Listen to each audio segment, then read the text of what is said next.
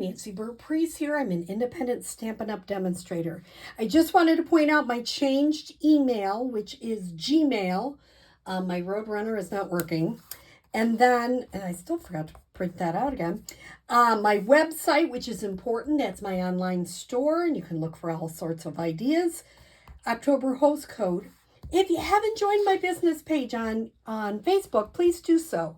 I try to post something every day, and I'm having a lot of fun. I've learned some new things on social media, and check it out. And of course, if you haven't subscribed to my YouTube channel, please do. All right, what are we doing today? We are doing what I call herringbone technique with some fun paper. So basically, I would call this a relatively simple card. Obviously, all I did is I used Christmas Classics, which is a new stamp set in the mini, and I love Deck the Halls. I'm a retired music teacher, so I can't help myself. And then I haven't done the inside yet, but I probably do another strip of designer series paper, or I might add a little holly and put a saying on the inside. But what I want to show you is how to do the outside. That is a tricky part. And I did not do a whole lot other than adding the saying because I feel like it's got a lot going on. So let me show you how to do the herringbone technique. So I have my, I always forgot what the name of that is. It is my silicone craft sheet because glue doesn't stick to it. In fact, I did some earlier. You can see the glue on here, and all I have to do is just pick it off. It doesn't stay, and I will pick that off camera, but that is so nice. So I'm going to start. I want white. I don't know. Red in the background might be just too much. So I think I'm going to stick with white, but I could use any kind of gold or silver or anything. I am using the Shining Christmas Designer Series paper, which is an online exclusive, and it's gorgeous. It's really pretty. One side is kind of a flat, regular paper, and the other side has, it's a specialized paper, so it kind of glows. So what I did is I cut a bunch of 6-inch strips. They're 6-inch long, 1/2 inch wide. Now this time, last time I did both sides of the designer series paper. This time I'm going to try to only do one side and see if we like that. I mean, every time you do it, it's going to be probably a little different. And I always have my paper trimmer here if I have to get more. So I am deciding now if I was going to do both sides, I'd make sure I had it cut so it would look okay. Now I'm okay with this one going up a little bit, but you know, you'd have to really think that through. If I was smart, I would have done it the other way, but you know, I just put it in my paper trimmer and cut it. So I have 3 different, is that what I had? 1, 2, 3. I might get one more because I've got to show you this paper. Now let's see if I can lay my hands on it. Super cool. It is so pretty. And of course, yes, there it is. I can open a new one, Shining Christmas. And if you haven't looked on my online store, they have great. Maybe I've got a dark green and kind of, isn't this pretty? I mean, maybe I'll do, there isn't one that's just red, except for maybe the back of that, but it's not shiny. Maybe I'll do, what do you think? That one maybe.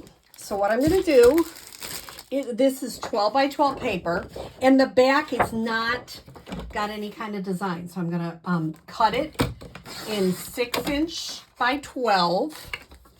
And then I'm going to take it in my paper trimmer, which I'm sorry is right off camera. And I'm just going to get a whole bunch of strips. Do you need 6 inches? Yeah, you could probably get away with a little bit less. But the problem with that is when you're trying to do them across ways, it's kind of hard.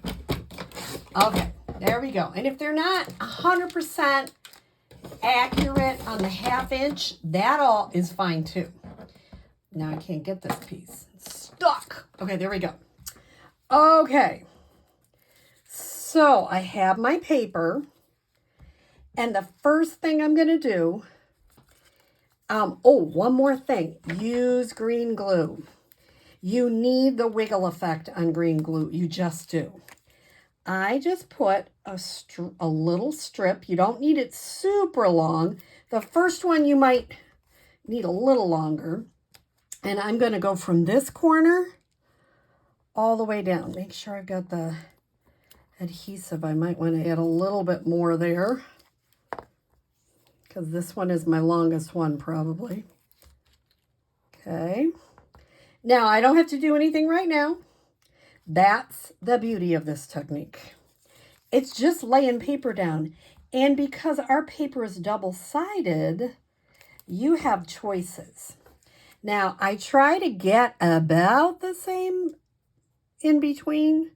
If you really look closely, I probably didn't. And I'm really okay with that. I'm an eyeballer. Some people are not. They don't like it. They like it to be 100% perfect. Well, I respect that. I just don't think that's handmade. So I'm really okay with a little bit.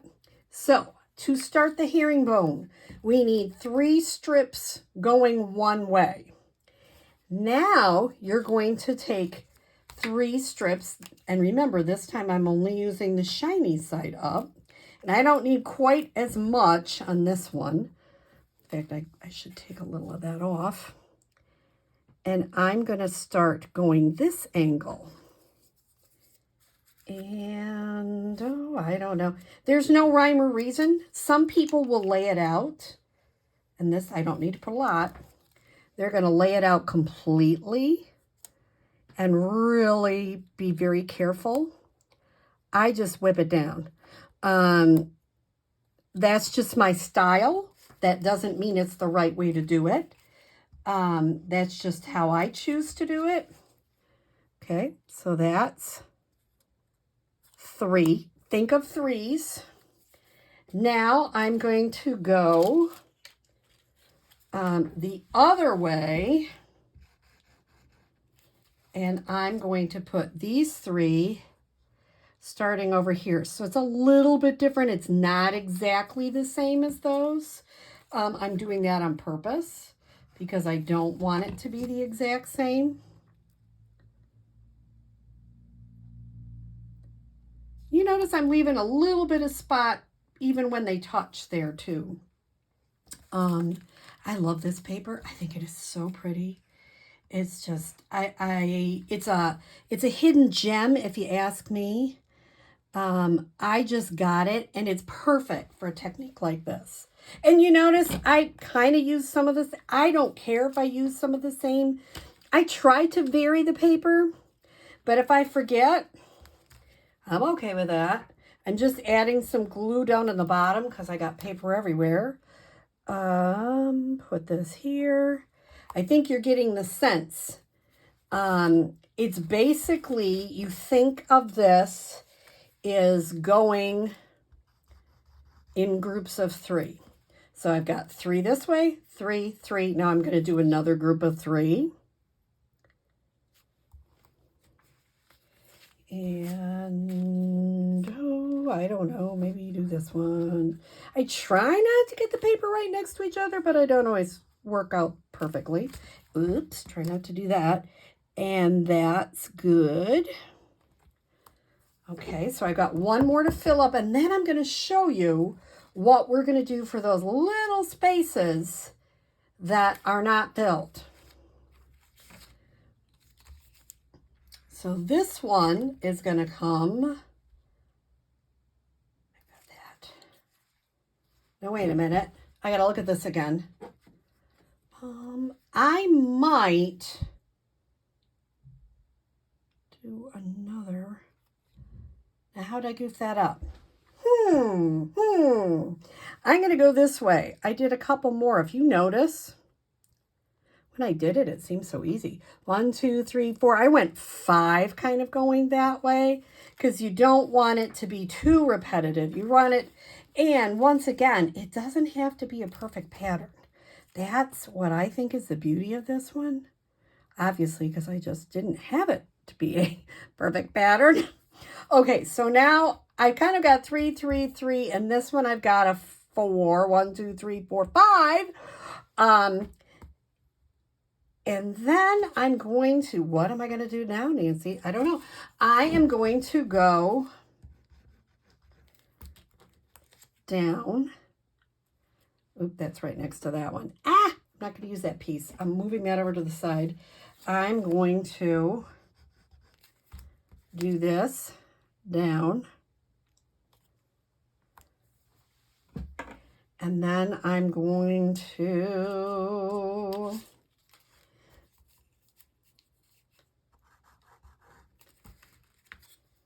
do this coming down.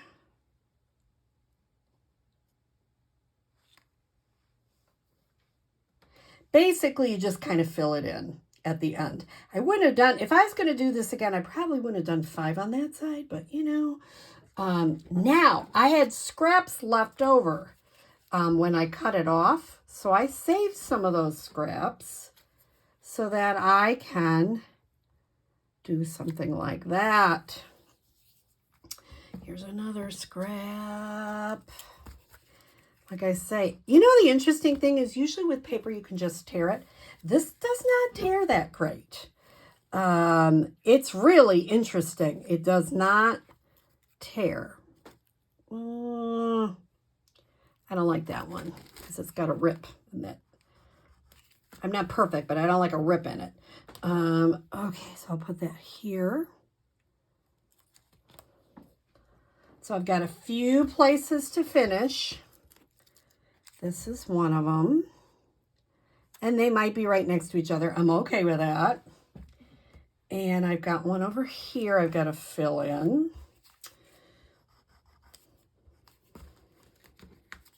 Actually, I'll fill this one in right here. Stick. And then I will finish it out with this little scrap, which I got to cut. Okay. I'm going to move this up because I see I've kind of gotten a little bit far down here. Okay. I can easily move this up so you can see it a little bit better. So you kind of got a mishmash right now, right? And if you notice, the first one I did, I went 3, 3, 3, and then I just started adding them every which way. It just gives you a starting point, and there is no right or wrong. I just think it's such a pretty card.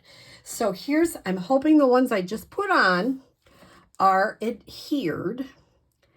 And so I'm going to try to lift this up carefully so I don't knock anything off, because it's on a, I did knock a couple off, which is not a crisis because I can come back and get them. So I'm just going to turn it around. You notice how you see I've got strips left over. I save those because if you make more of these, it's really fun. It's not the easiest technique. It's not the hardest technique. It's a time-consuming one. I like doing this like if I'm listening to music or watching TV, something pretty, mindless, that you can do this technique. And I love that you can just cut the edges off. And then I go through and try not to have them all stick to each other because they've got some glue on them. As I do the technique more than once, I get a little bit better at knowing how much glue to put on. Don't put on a lot. So now you can see I just have a little bit there to finish and those 3 little spots. So here's my question. I haven't got this, but which one do you like better? This one or this one? They are both really neat cards. So if I had a circle in the middle, I like it against the, I could put it against Cherry Cobbler because the only two colors are white, three colors, white, Cherry Cobbler, and Mossy Meadow. So every time I make this, it looks a little different and it's super fun. So I hope you give a try to the herringbone technique. And look at all these extras. Isn't that fun? And then I will be picking through those and using them again. So I hope you have a great day and I enjoyed the herringbone technique.